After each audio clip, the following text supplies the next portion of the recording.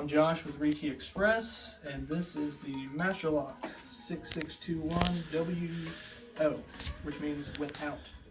There's no cylinder in here, and that's so that you can put a standard kick cylinder.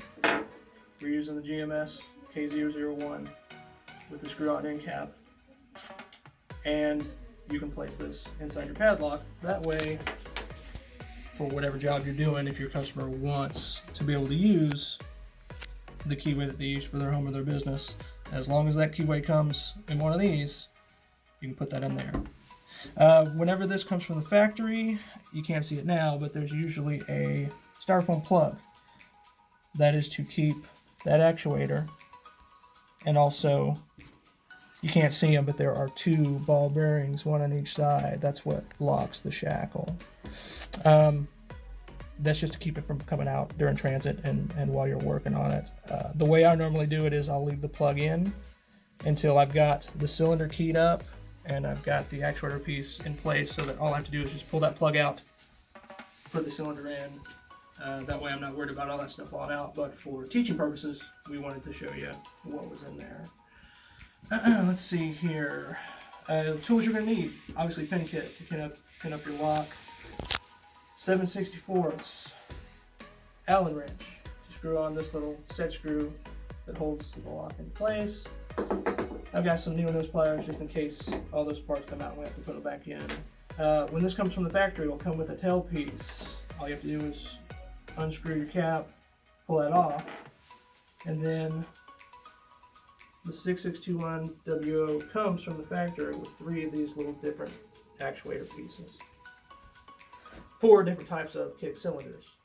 The one we're specifically going to use today is this one, and it's designed to fit in the back and one of the rods. You can see there's two at 90-degree angles of each other.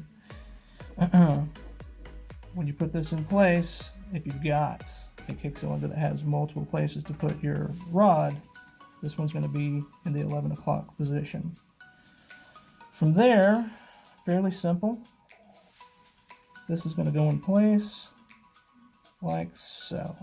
And it should just pop in like that. Very simple. Next, going to hold that in place so it doesn't pop out. We're going to put our little, I don't know what you call it, I'm going to call it a cylinder holder. From there, you would pull out your styrofoam packing, but since ours is already out, I'm going to hold this face down so that none of these parts pop out. You can put them level, because sometimes this guy wants to pop out. And I'm just going to slide it in place gently, like so. Let's put a key in there. And keeping forward pressure, turn the key. Let's see if it does anything. It's going to turn 90 degrees, and from there, you can pull your shackle out. From there, you can just let that go, let the key go. I'll turn it back so that it's holding in place. We can put our screw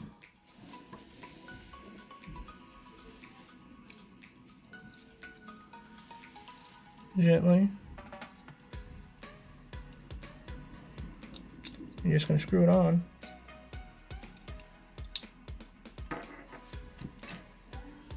Apologize.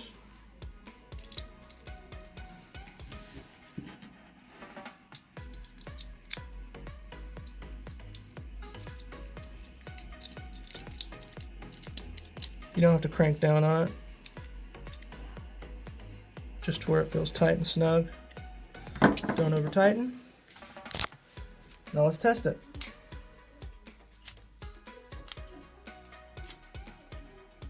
It's as simple as that. And now your customer has a padlock that is key to their house or commercial property. Josh, quick question. That Allen head machine screw, Yes. it screws into the back of that cap that you put above the Bible on the cylinder, correct? That is correct, sir. Okay. Any questions, feel free to contact us at rekeyexpress.com, and thank you much, Josh.